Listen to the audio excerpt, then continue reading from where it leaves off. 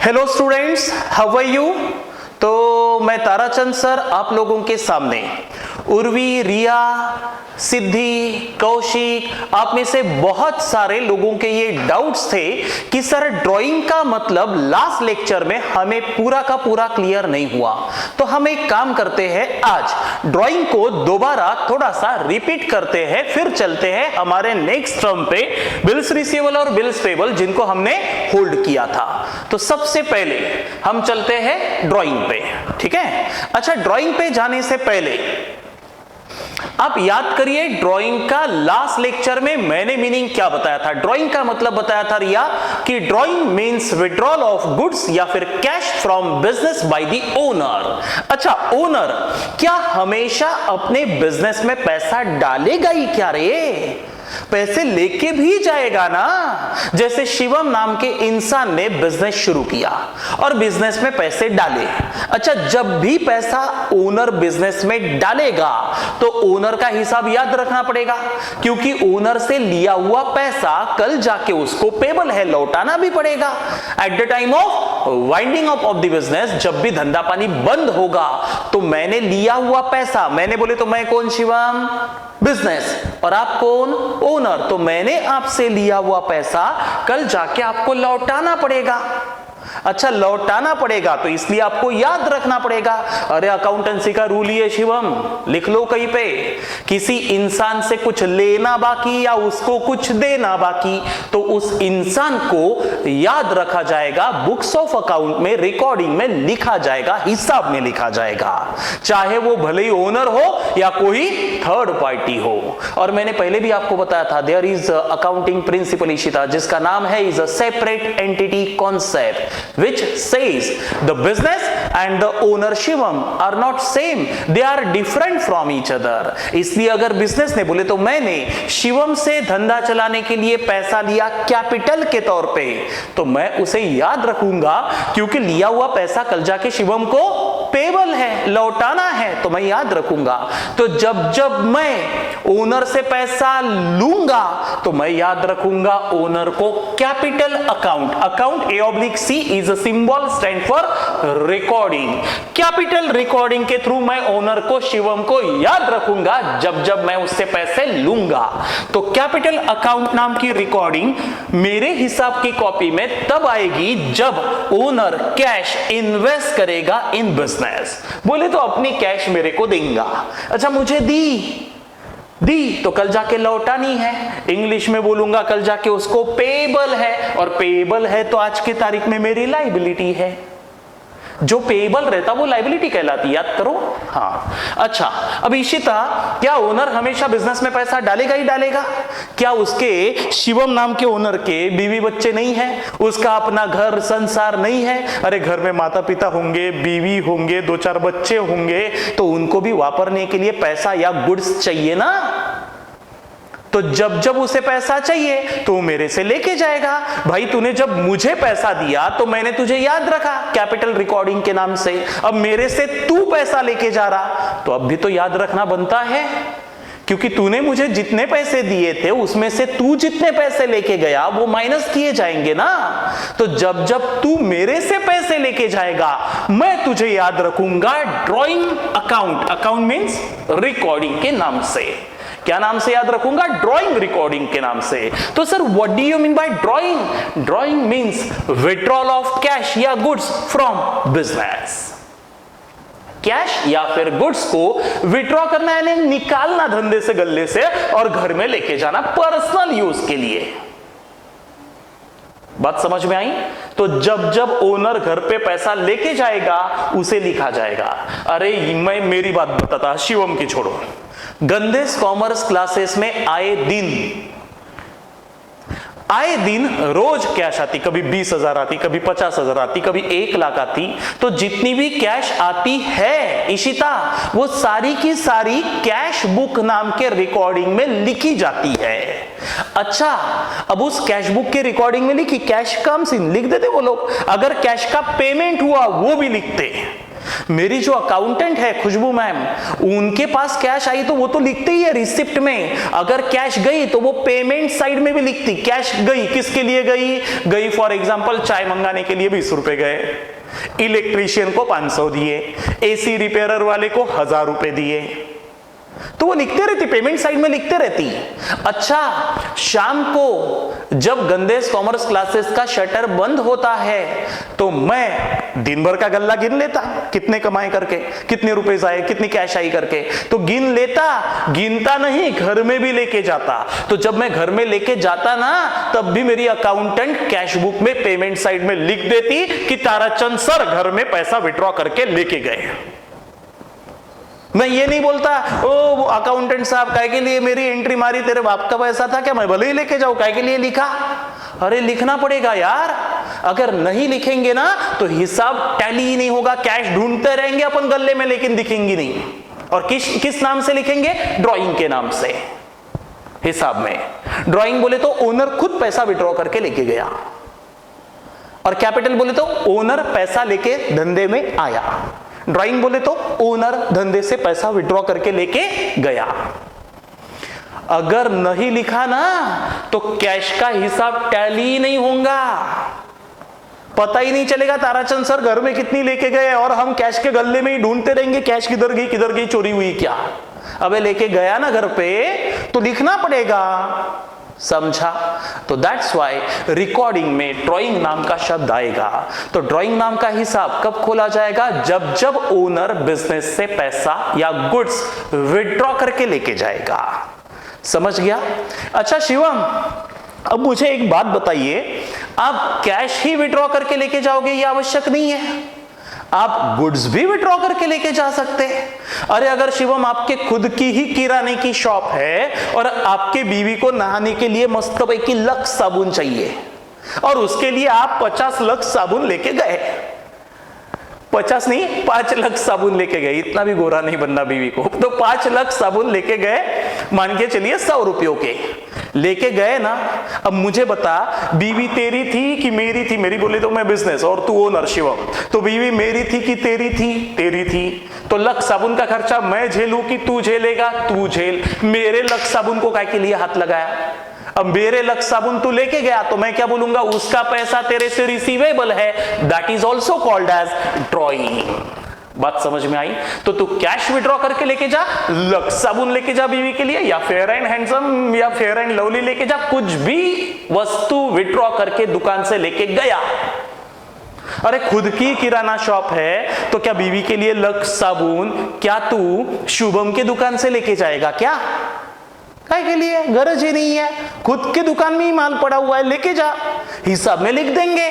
तेरे कैपिटल आखिरी में होने वाला क्या है शिवम, तूने जितना पैसा लाया और तू जितना पैसा लेके गया, ये ड्राइंग का आंकड़ा कैपिटल में से फाइनली माइनस ही होने वाला है। तभी तो पता चलेगा कि तेरे को देना कितना बचा, क्योंकि कैपिटल क्या बता रहा है कि तेरे को पैसा लिया हुआ, ओनर से लिया हुआ पैसा कल जाके तेरे को पेबल है, और विड्रॉल बता रहा है कि तूने मेरे से लिया हुआ पैसा तेरे से रिसीवेबल है। तो सिद्धि जो पैसा तेरे को पेबल है, गुनगुन जो तेरे से रिसीवेबल है, उस रिसीवेबल को पेबल में से फाइनली माइनस कर देंगे, तो पता चलेगा कि फाइनली ओनर से नेट रिसीवेबल बचा या नेट पेबल बचा, होने वाला माइनस ही है। समझा सबको, ठीक है। तो ये रहा आपका ड्राइंग। तो ओनर पैसा धंधे में डाले या धंधे से लेके जाए, जब भी ऐसा होगा ओनर को भी हिसाब में लिखा जाएगा, अदरवाइज हिसाब टैली नहीं होने वाला, ध्यान में रखना। और किस नाम से लिखा जाएगा, ओनर ने अगर बिजनेस में पैसा डाला तो कैपिटल के नाम से रिकॉर्डिंग होगी, और अगर ओनर बिजनेस से पैसा विड्रॉ करके लेके गया तो ड्राइंग के नाम से रिकॉर्डिंग होंगी। क्लियर है सबको। चलो उसके बाद आगे, इसके बाद ये कॉन्सेप्ट आपको समझ गया होगा, that is called as drawing. इसे मिटा देता अभी। अब हमारा अगला टर्म जो हमने छोड़ दिया था उस दिन, जिसका नाम है is a bills receivable and bills payable. Sir क्या मतलब होता है बिल्स रिसीवेबल और बिल्स पेबल का? तो बिल्स रिसीवेबल और बिल्स पेबल, इसका मतलब होता है बिल्स रिसीवेबल और बिल्स पेबल, इसका मतलब समझने के लिए अपन एक काम करते हैं। वैसे लिखने के लिए तो एकदम सिंपल भाषा में लिखा है, bills receivable is a return promise, एक रिटर्न प्रॉमिस जिसमें मेरे कस्टमर ने लिख के दिया, जिसने मेरे से उधारी पे माल खरीदा था उसने मुझे लिख के दिया, is a return promise for which the money is receivable from my customer. ठीक है, कैसे समझाता, जैसे फॉर एग्जांपल ताराचंद सर ने गुड्स बेचे उर्वी को गुड्स बेचे। अच्छा, 10,000 रुपयों के गुड्स बेचे, 2 महीने का उधार भी दिया, लेकिन ताराचंद सर बोले उर्वी तुम्हारी शक्ल देख के मेरा तुम्हारे ऊपर भरोसा नहीं है, मुझे मेरे 10,000 रुपए जो मैंने 10,000 के गुड्स आपको सेल किए ना, उसके लिए मैंने तुमको 2 महीने का उधार भी दिया है, लेकिन भरोसा नहीं है, तो मुझे आपसे कुछ लिखा पड़ी चाहिए, कुछ तो भी लिख के दो मेरे को। सर कागज पे लिख के दो, स्टैम्प पेपर पे लिख के दो, लेकिन लिख के दो। क्या लिख के दूं सर? कि मैं तेरे माल का पैसा 2 महीने बाद आपको दूंगी, ऐसा मुझे लिख के दो। तो एक काम किया, उर्वी ने एक रिटर्न प्रॉमिस लिखा, जिसमें लिखा आई promise to pay you ₹10,000 after 2 months। ये रही उसके नीचे उर्वी की मस्त पैकी बलून वाली साइन, ऐसा लिख के दिया। अरे साइन किए बगैर थोड़ी ना उसको कमिटमेंट को वैल्यू आने वाली है, तो साइन लगेगी उर्वी की। ऐसा एक कागज पे लिखा, स्टैम्प पेपर पे लिखा और लिख करके लाके मेरे को उर्वी ने दे दिया। I am a seller goods का and Urvi is a goods की बायर। सही है? अच्छा, ऐसा लिख के लाके उर्वी ने मुझे दे दिया। क्यों लिख के दिया? क्योंकि मेरे कस्टमर पे भरोसा नहीं था। मैंने 2 महीने का उधार दिया, लेकिन मैंने बोला यार शक्ल देख के तेरे ऊपर भरोसा नहीं है, मेरे को कुछ तो भी लिखा पड़ी चाहिए, तो उसने मुझे लिख करके लाके दे दिया। सही है? अब मैंने क्या किया, जैसे मैंने उधारी पे उर्वी को माल बेचा था, वैसे मैंने भी किसी से माल खरीदा होगा, मैंने भी गुड्स खरीदे होंगे। जैसे तुमको प्रोडक्ट्स बेचे, प्रोडक्ट्स बोले तो गुड्स बेचे, मैंने भी किसी से खरीदे होंगे। तो मान के चलिए मैंने खरीदे थे रिया से, वही गुड्स मैंने रिया से खरीदे थे जो मैंने किसको बेचे, उर्वी को बेचे। सही है? अब रिया भी बोली ताराचंद सर आपकी शक्ल देख के भी आपके ऊपर मेरा भरोसा नहीं है, कुछ तो भी लिखा पड़ी चाहिए। मैंने बोला ठीक है भाई, भरोसा नहीं है तो चलो मैं एक काम करता, मैं भी आपको लिखा पड़ी लिख के देता, लेकिन एक काम करते ना, मैं नया स्टैम्प पेपर लिख करके नहीं देता। अगर मैं नया स्टैम्प पेपर लिख करके दूंगा तो मुझे गवर्नमेंट ऑफ इंडिया को फिर से स्टैम्प ड्यूटी देनी पड़ेगी।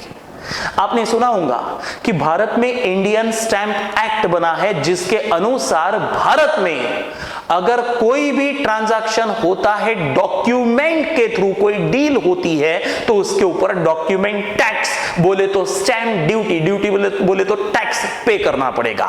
इसलिए आपके पापा लोग या आपके भैया लोग जब भी कोई डील करते हैं, प्लॉट की, बंगलों की या फिर घर की, कोई भी रजिस्ट्री करते हैं, रजिस्ट्री सुना होगा, आज मेरे प्लॉट की रजिस्ट्री, ऐसा बोलते ना, हाँ, तो उन लोगों को उसके ऊपर स्टैम्प ड्यूटी देनी पड़ती। स्टैम्प ड्यूटी गवर्नमेंट का टैक्स 1%, 2%, जितने की डील होंगी, 10 लाख की होंगी तो उसका 5%, 50,000 रुपए भरने पड़ते, बहुत महंगी है स्टैम्प ड्यूटी। हाँ, तो अगर मैं रिया तुमको लिख के दूं तो क्या होगा, मुझे दोबारा एक डॉक्यूमेंट बनाना पड़ेगा, फिर से लिखना पड़ेगा, रिया आई promise to pay you ₹2,000 after 3 months, लिख के दूंगा। फिर से उसके ऊपर 2-4% स्टैम्प ड्यूटी गवर्नमेंट को देनी पड़ेगी। उससे बेटर तो मुझे यह पुराएगा कि सीधी मैं एक काम करूंगा, जो रिटर्न प्रॉमिस मुझे उर्वी से मिला था, वही रिटर्न प्रॉमिस मैं रिया को ट्रांसफर कर दूंगा और बोलूंगा रिया एक काम करो, यही रिटर्न प्रॉमिस जो आया था उर्वी से वो मैं तुमको दे देता। कल जाके 2 महीने बाद क्या करना, रिया तुम उर्वी से पैसे वसूल लेना, 2 महीने बाद तुमको तुम्हारे 10,000 मिल जाएंगे जो माल मैंने खरीदा था उसके। बात समझ में आ रही है? हाँ। अच्छा, ऐसा ही जैसे रिया ने मेरे को गुड्स बेचे, वैसे रिया ने भी गुड्स खरीदे होंगे ना किसी से, तो रिया ने भी गुड्स खरीदे थे सिद्धि से। अब सिद्धि भी बोली कि रिया तुम्हारा ताराचंद सर पे भरोसा नहीं है तो मेरा भी तुम्हारे ऊपर नहीं है, मेरे को भी लिखा पढ़ी चाहिए। अब रिया ने भी वही किया। रिया बोली एक काम करती ना, नहीं लिखा पढ़ी नहीं देती, रिटर्न प्रॉमिस लिख के नहीं देती, मेरे पास ऑलरेडी एक उर्वी नाम के पार्टी का रिटर्न प्रॉमिस पड़ा है, वही रिटर्न प्रॉमिस मैं तेरे को ट्रांसफर कर देती। तो इधर से आया हुआ रिटर्न प्रॉमिस इधर ट्रांसफर हो गया। ये जो रिटर्न प्रॉमिस था ना वो इधर चला गया स्टैम्प पेपर। बोले तो डायरेक्टली क्या करना, 2 महीने बाद उर्वी के घर पे जाना, रिटर्न प्रॉमिस देना और बदले में उर्वी से कैश लेना, और बदले में क्या दे देना, रिटर्न प्रॉमिस दे देना। ट्रांजैक्शन कंप्लीट हो जाएगा। सर ऐसा चलता? बिल्कुल चलता, लेकिन ऐसे ट्रांजैक्शन में कोई भी मिसयूज ना हो, इसलिए क्या बोला मैंने, ऐसे ट्रांजैक्शन में कोई भी किसी भी डॉक्यूमेंट का मिसयूज ना हो। और मिसयूज हो सकता, अरे यार कोई फिर ऐसा अगर दुनिया में अलाउड किया भारत में तो कोई भी कुछ भी डॉक्यूमेंट लेके जाएंगे और डील कर देगा। सवेरे सवेरे शुभम दूध खरीदने गया, बोले दूध का पैकेट दे दो भैया, बोले कितने रुपए हुआ, 50 रुपए, लिख के दे दिया, कागज कोरा लेके गया पेन के साथ, बोले आई promise to pay you ₹50 after 2 months, ये ले साइन मार के। फिर दूध वाले ने आगे किराना वाले को दिया, किराना वाले ने आगे कपड़े वाले को दिया। तो शिवम ने जो डॉक्यूमेंट साइन मार के दूध वाले को दिया था, तो शिवम क्या आरबीआई है क्या जिसने एक डॉक्यूमेंट इशू किया गवर्नर बन के साइन मार के? ऐसा ही डॉक्यूमेंट आपके वॉलेट में भी होता है। अगर आप सही तरीके से देखो तो आपके वॉलेट में भी एक डॉक्यूमेंट मिलेगा, इसमें भी यही लिखा है शिवम, देखो लिखा है आई promise to pay to the bearer, bearer बोले तो होल्डर, जिसके हाथ में ये डॉक्यूमेंट है उसको मैं पैसे देने का वचन देता हूं। पैसे निकालो तो 2 मिनट के लिए निकालो, अरे पैसे निकालो मारवाड़ी लोग जल्दी। हाँ, और देखो उसमें लिखा है promise to pay to the bearer holder the sum of ₹2000, 2000 रुपए देने का वचन देता हूं। ऐसा वचन किसने दिया? नीचे साइन है Urjit Patel, governor of RBI की, है ना साइन। तो मुझे बताओ शिवम, तुमने दूध वाले को कागज साइन मार के दिया, तो क्या आरबीआई था, गवर्नर था? मैंने भी साइन मारा हुआ एक रिटर्न प्रॉमिस उर्वी को दिया, नहीं उर्वी ने मेरे को दिया, तो उर्वी क्या तुम आरबीआई की गवर्नर थी क्या? वही रिटर्न प्रॉमिस मैंने ट्रांसफर किया किसको? रिया को।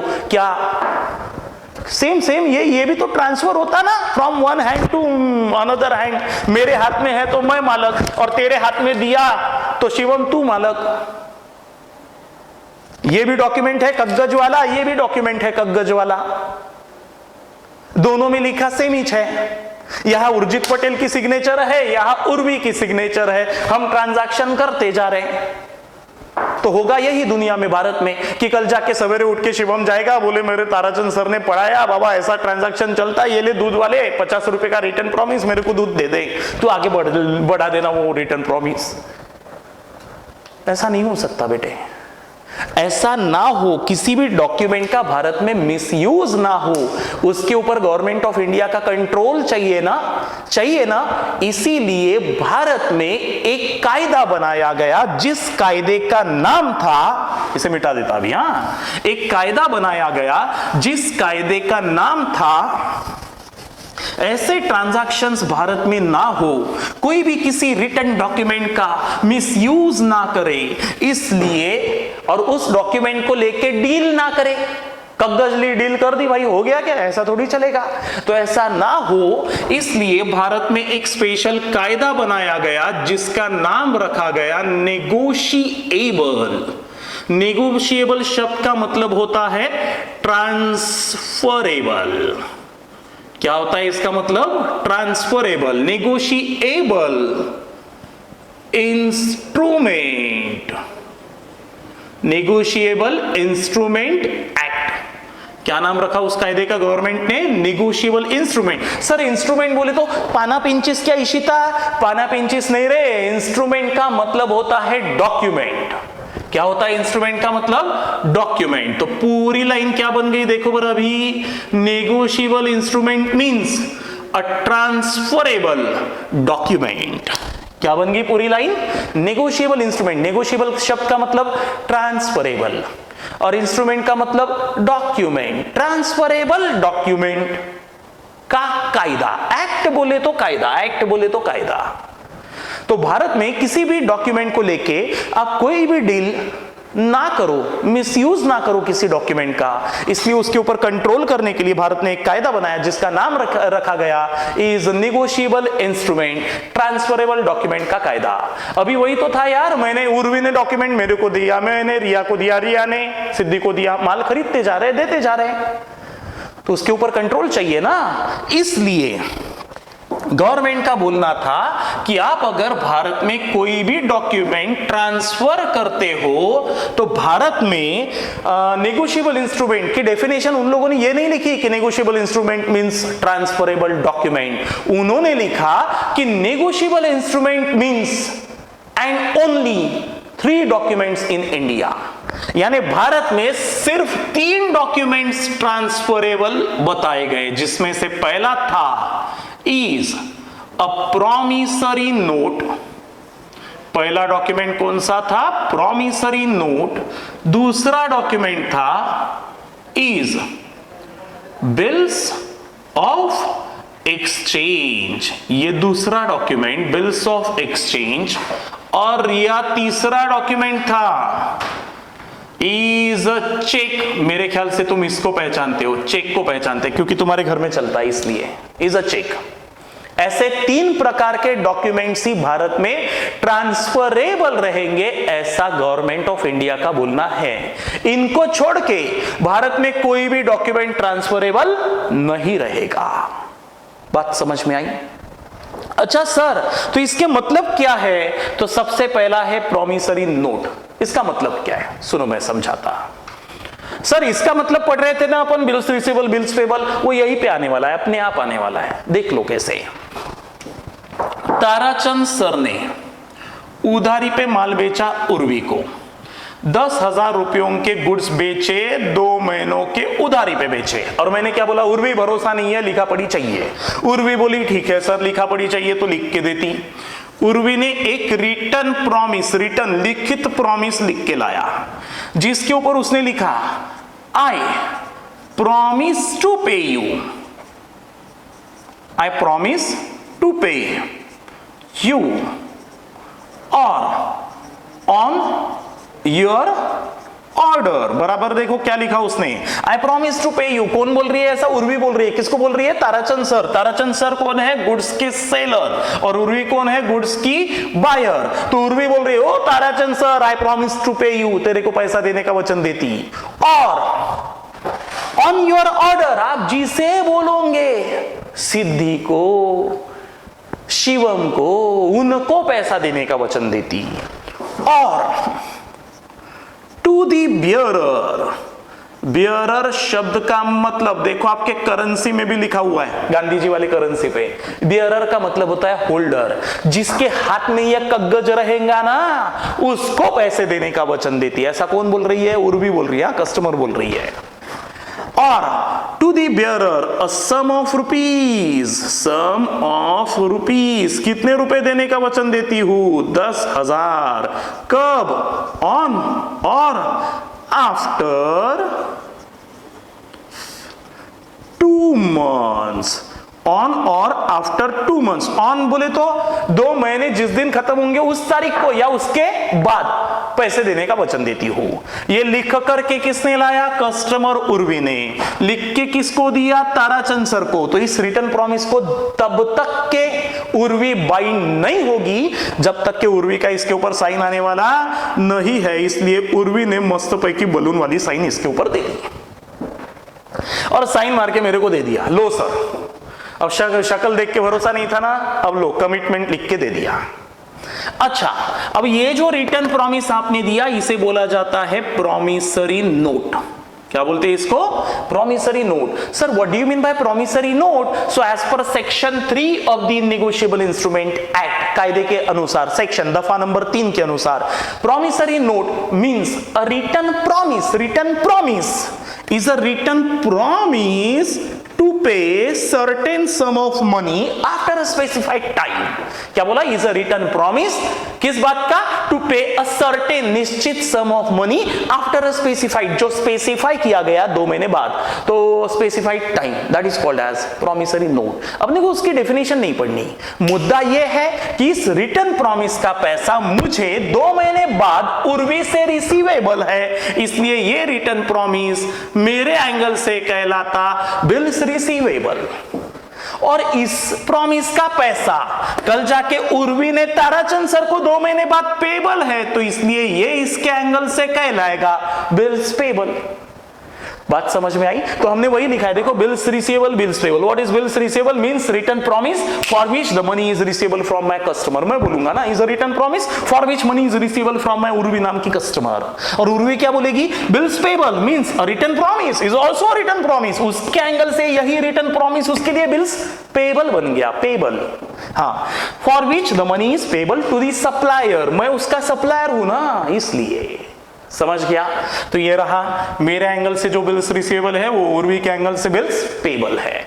ऐसा ही बिल्स ऑफ एक्सचेंज भी होता है। कैसे? देखो, ताराचंद सर ने, यहां देखते, उर्वी को उधारी पे माल बेचा, 10,000 के गुड्स बेचे, 2 महीने का उधार दिया, बट शक्ल देख के समझ लो भरोसा नहीं था।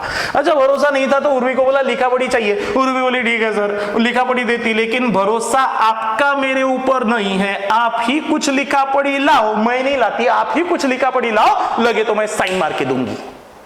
ऐसा कौन बोली? उर्वी बोली। उर्वी बोली क्या बोली? कि मेरा भरोसा आपका मेरे ऊपर नहीं है, मेरा तो आपके ऊपर है ना, आप ही कुछ तो भी लेके आओ, लगे तो मैं साइन मार के देती। इस बार उर्वी ने खुद नहीं लिख के लाया, चालू है देखा, खुद नहीं लिख के लाया कोई प्रॉमिस। क्या बोलती? ताराचंद सर तुम लिख के लाओ, मैं साइन मार के दूंगी। तो ठीक है, अब हम लेके आएंगे रिटर्न प्रॉमिस, स्टैम्प पेपर अपन लाएंगे। लेकिन मुझे बता कौशिक, सर इसकी नीड है क्या? है ना बे, गुड्स बेचने ना मेरे को, मेरा माल बिकवाना है, बेचना है, तो कस्टमर की भी सुनना पड़ेगा। बोले उधार चाहिए तो देना पड़ेगा, लिखा पढ़ी वो लाता है तो ठीक है, नहीं तो मेरे को लिखा पढ़ी करनी पड़ेगी कंप्लीट। अच्छा, मैंने लिख के लाया। अच्छा, लिखा पढ़ी मैंने लिख के लाई, तो क्या अभी लिखा पढ़ी में ये लिखूं क्या शिवम कि उर्वी आई प्रॉमिस टू पे यू? ये लिखूं आई प्रॉमिस टू पे यू ₹2000? ऐसा लिखूं? पागल हुआ हूं मैं ही माल बेचूं, मैं ही लिखूं आई प्रॉमिस टू पे यू? ऐसा नहीं हो सकता उर्वी। अब मैं सेंटेंस कुछ अलग लिखूंगा। मैंने लिखा, ए उर्वी पे टू मी। उर्वी तुझे मैं ऑर्डर दे रहा है, उर्वी पे टू मी, मेरे को पैसा दे। और ऑन माय ऑर्डर, ए उर्वी एक तो मेरे को पैसा दे, या मैं जिसको बोलूं उसको पैसा दे। जैसे रिया को ट्रांसफर किया तो रिया को पैसा दे, सिद्धि को ट्रांसफर किया सिद्धि को पैसा दे, शिवम को ट्रांसफर किया से शिवम को पैसा दे, पप्पू को पैसा दे। मैंने ऑर्डर दिया किसको? उर्वी को। ए उर्वी पे टू मी और ऑन माय ऑर्डर और टू द बियरर, यानी जिसके हाथ में होगा उसे पैसा दे, bearer. A sum of rupees 10,000 कब देना? ऑन और आफ्टर 2 मंथ्स के बाद देना। ऐसा मैंने लिख के लाया। सर आपने लिख के लाया तो इसके ऊपर आपकी साइन लगेगी, क्योंकि आपने लिख के लाया। बिल्कुल मेरी साइन लगेगी, मेरी साइन लगेगी तो मैं इसके ऊपर साइन मार देता, मेरी साइन लगेगी तो मैंने इसके ऊपर साइन मार दी। ये लो। और इसको बनाने वाला कौन था? मैं। इसे क्या बोलते हैं? This is called as bills of exchange. Sir, what is bills of exchange? Bills of exchange is written order. और सर ये क्या था? Promissory note is a written promise. And what is bills of exchange? Is a written order. जो किसने किसको दिया? Seller ने buyer को दिया। ए बायर पे टू मी, मुझे पैसा दे। ऑन माई ऑर्डर, मैं जिसे बोलूं उसे पैसा दे। ऐसा मैंने ऑर्डर दिया। अच्छा, इस ऑर्डर को एक्सेप्ट कौन? मैंने बना के मैंने लाया। ये देखो, यहां उर्वी ने बना के लाया था, मेरे को दिया था। यहां मैंने बना के लाया, उर्वी को दिया। और उर्वी क्या करेंगी? अपनी वो बलून वाली साइन मारेंगी इसके ऊपर और साइन मार के इस ऑर्डर को एक्सेप्ट करेगी ना, तो एक्सेप्ट करके मेरे को हैंड ओवर करेंगी। खुद के पास नहीं रखेंगी, खुद के पास रखेंगे तो फाड़ के फेंक देंगी बेबो, उसको तो अच्छा है। ये तो सबूत एविडेंस है मेरे लिए। कल जाके अगर उर्वी भग गई ना, कोर्ट में लेके जाऊंगा उसे और कोर्ट में जज साहब को बोलूंगा मेरे पास लिखा पड़ी है, उसे बोलो मेरे माल का पैसा दे। So this is called as bills of exchange. बात समझ में आई? या ये था प्रॉमिसरी नोट, या ये बना के किसने लाया था? उर्वी ने। तो उर्वी को बोला जाता बनाने वाली। बनाने वाली बोले तो ड्रॉअर, या फिर उसे बोला जाता है बनाने वाली मेकर, डॉक्यूमेंट को बनाने वाली। अच्छा, किसके लिए लाया बना के? मेरे लिए। और मैं कौन हूं? मुझे इसका पैसा कल जाके मिलेगा, तो मुझे बोला जाता है इसका पेई। Because payee is a person who has a right to recover the amount, so I will be called as payee. क्या बोला मैंने? Payee is a person who has a right to recover the amount of this document, so I will be treated as payee. तो उर्वी थी drawer और मैं था पेई। Sir यहां किसने बना के लाया ये वाला डॉक्यूमेंट, बिल्स ऑफ एक्सचेंज वाला? बना के लाया मैंने, तो मुझे बोला जाएगा अभी ड्रॉअर, या बिल्स ऑफ एक्सचेंज को बनाने वाला मेकर। किसके लिए बना के लाया? उर्वी। उर्वी के लिए, तो उर्वी को बोला जाएगा ड्रॉई। क्या बोला जाएगा? ड्रॉई। जिसके लिए ये बना के लाया। सर ड्रॉई पेई नहीं बोलेंगे? जब वे पेई काय के लिए बोलेंगे? उर्वी को थोड़ी ना राइट है इसका पैसा वसूलने का, वो राइट तो मुझे है, मुझे पेई बोल दे एक बार का। या फिर अगर इस डॉक्यूमेंट को मैंने रिया को ट्रांसफर किया, जिससे मैंने भी उधारी पे माल खरीदा था, तो अब तक के बिल्स ऑफ एक्सचेंज मेरे पास था, अब रिया के पास चला गया। Now Riya will be treated as payee. मैं ड्रॉअर क्योंकि मैंने बना के लाया, लेकिन ट्रांसफर मैंने रिया से माल खरीदा। और क्या बोला? मैं नया बिल्स ऑफ एक्सचेंज साइन मार के नहीं देता, मेरे पास उर्वी नाम के पार्टी का पड़ा है, वही मैं तेरे को ट्रांसफर कर देता, तू डायरेक्टली 2 महीने बाद उर्वी से पैसा ले लेना, मैंने उसको ऑर्डर दिया है। तो नाउ रिया इज अ पेई। रिया ने भी माल खरीदा किससे? जैसा कि पिछले एग्जांपल में बताया था, सिद्धि से। अब सिद्धि बोली मेरे को भी लिखा पड़ी चाहिए। रिया क्या बोली? एक काम करती ना, मेरे पास उर्वी का रिटर्न प्रॉमिस बिल पड़ा है, वही तेरे को दे देती। Now Siddhi is called as payee because on due date यानी जब 2 महीने खत्म हो जाएंगे, ड्यू डेट आएगी, तो उस दिन the Siddhi has a right to recover the amount ना, तो Siddhi is called as payee. So this is called as a structure of bills of exchange. इसके थ्रू भी भारत में व्यवहार करना अलाउड है, डील करना अलाउड है। प्रॉमिसरी नोट के थ्रू भी अलाउड है। सर दोनों में फर्क क्या है? This is a return promise, this is a return order. यहां ड्रॉअर था सेलर, यहां ड्रॉअर थी उर्वी बायर, फर्क है। यहां ओनली 2 पार्टीज होते हैं उर्वी, एक उर्वी बोले तो ड्रॉअर और दूसरा payee. Only 2 parties are in case of promissory note, but in case of bills of exchange there are 3 parties, 3। One is drawer, second is drawee and third is payee. 3 party हो सकती है, समझा? चलो आगे बढ़ते हैं। सो this is promissory note, this is bills of exchange. इस bill का पैसा मुझे बोले तो ताराचंद सर को उर्वी से 2 महीने बाद रिसीवेबल है, तो ये कहलाएगा मेरे लिए बिल्स रिसीवेबल। और उर्वी बोलेंगी ताराचंद सर इसका पैसा तुमको कल जाके पेबल है, तो बन गया उसके एंगल से ये बिल्स का पेबल। समझा? हमें वही पढ़ना था। ये देखो लिखा है bills receivable is a return promise, जिसका पैसा कल जाके कस्टमर से रिसीवेबल है, and bills payable is a return promise, जिसका पैसा सप्लायर, मैं तो उसका सप्लायर ना उर्वी का, तो पेबल है सप्लायर को। क्लियर है सबको? इसको ज्यादा डीप में पढ़ना नहीं है। बिल्स ऑफ एक्सचेंज नाम का अक्खा टॉपिक ही है 12th में, तब मैं और डीप में पढ़ाऊंगा, अभी नहीं, अभी इतना काफी है। अभी सिर्फ इतना पढ़ता था भाई, बिल्स रिसीवेबल का मतलब क्या है इतना ही पढ़ना था, और बिल्स पेबल का मतलब क्या है इतना ही पढ़ना था। समझ गया?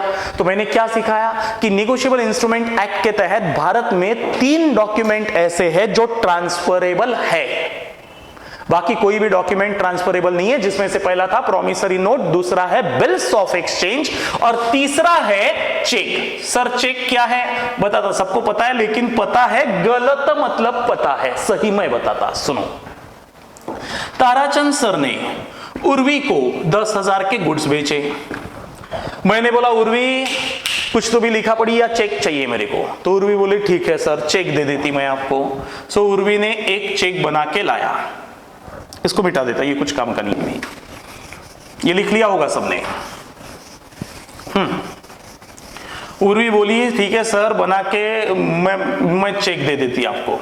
अच्छा, चेक ऐसा रहता, इस चेक में लिखा रहता, उर्वी का अकाउंट है बैंक ऑफ इंडिया में, तो ऊपर बैंक का नाम बैंक ऑफ इंडिया, फिर लिखा रहता पे टू, देखो ऐसा टिक टिक टिक टिक टिक टिक टिक टिक टिक, चेक देखो आपके सामने लेके आओ, घर में ही हो आप लोग, चेक होगा घर पे, चेक बुक होंगी पापा की, लेके आओ, देखो उसमें कैसा लिखा है, पे टू टिक टिक टिक टिक टिक टिक, फिर रुपीज टिक टिक टिक टिक टिक टिक टिक टिक टिक टिक, फिर रुपीज लिखने के लिए बक्सा, और फिर यहां साइन। सही है? हाँ, तो ये चेक लिख के लाया उर्वी ने, और लिख के लाके इसके ऊपर लिखा नाम, pay to Tarachand sir, rupees 10,000 only, आंकड़े में भी लिखा 10,000, और इसके ऊपर उर्वी की बलून वाली साइन। अच्छा, ये साइन मार के bills of exchange, sorry cheque cheque cheque cheque cheque किसको दे दिया? ताराचंद सर को। अब ताराचंद सर क्या करेंगे? इस चेक को लेके जाएंगे, कहां पे? उर्वी के बैंक में। कहां लेके जाएंगे? उर्वी के बैंक में, क्योंकि उर्वी के बैंक में पैसे रखे हैं ना उर्वी ने। हाँ, तो मैं जाऊंगा उर्वी के बैंक में। उर्वी की बैंक कौन सी है? उर्वी की बैंक है बैंक ऑफ इंडिया, ये रही बैंक ऑफ इंडिया। मैं जाऊंगा बैंक ऑफ इंडिया के पास। बैंक ऑफ इंडिया के पास जाके मैं बोलूंगा, बैंक ऑफ इंडिया वालों, ये चेक मान के चलिए, ये चेक है, ये चेक लो और मेरे को पैसा दो उर्वी के खाते से। सर, ये जो चेक इशू किया उर्वी ने, इस चेक का मतलब क्या है? तो cheque is also a part of bills of exchange का ही एक पार्ट है। सर, बिल्स ऑफ एक्सचेंज तो रिटर्न ऑर्डर था, जहां मैंने उर्वी को ऑर्डर दिया था, ए उर्वी पे टू मी, तो क्या ये भी एक रिटर्न ऑर्डर है क्या? बिल्कुल, चेक भी एक रिटर्न ऑर्डर है। सर, किसने किसको दिया? सोचो सोचो सोचो सोचो, किसने किसको दिया होगा? सोचो। बैंक ने दिया? नहीं, उर्वी ने दिया। सो उर्वी इज अ ड्रॉअर, या उर्वी चेक की है मेकर, जिसने इसको भरा न रे, फिलअप किया ना, बनवाया ना। प्रिंटेड रहता लेकिन बाकी फिलअप करना पड़ता ना, ड्रॉ करना पड़ता। किसने ड्रॉ किया? उर्वी ने। अच्छा, तो is a drawer, is a maker. अच्छा, इसने ऑर्डर दिया किसको? बैंक ऑफ इंडिया को। है बैंक ऑफ इंडिया, पे टू ताराचंद सर। बात समझ में आई? ऐसा ऑर्डर दिया किसने? उर्वी ने। किसको? Bank of India. तो बैंक ऑफ इंडिया बन गया ड्रॉई, जिसके लिए ये बना के लाया गया था। बात समझ में आई? इज अ ड्रॉई जिसके लिए बना, और बोला गया बैंक ऑफ इंडिया पे टू ताराचंद सर। हाँ, लेकिन इतने ताव में बोलने से पहले आपके खाते में पैसे रहने चाहिए, हाँ, नहीं तो चेक बाउंस हो जाएगा। तो बात समझ में आई? What is cheque? Is a return order. किसने किसको दिया? चेक इशू करने वाले ने अपने बैंक को दिया। बात समझ में आई? और सर, ताराचंद सर आप कौन हो? पहचान कौन? ताराचंद सर बन गए payee. Who has a right to recover the amount of cheque? जिसको राइट है, जिसको पैसा मिलेगा, पे होगा, पेई। तो मैं बन गया पेई, उर्वी बन गई ड्रॉअर, और bank of India is a ड्रॉई। Sir, what is the similarity between bills of exchange and check? Both are written order. ये similarity. Sir, what is the difference?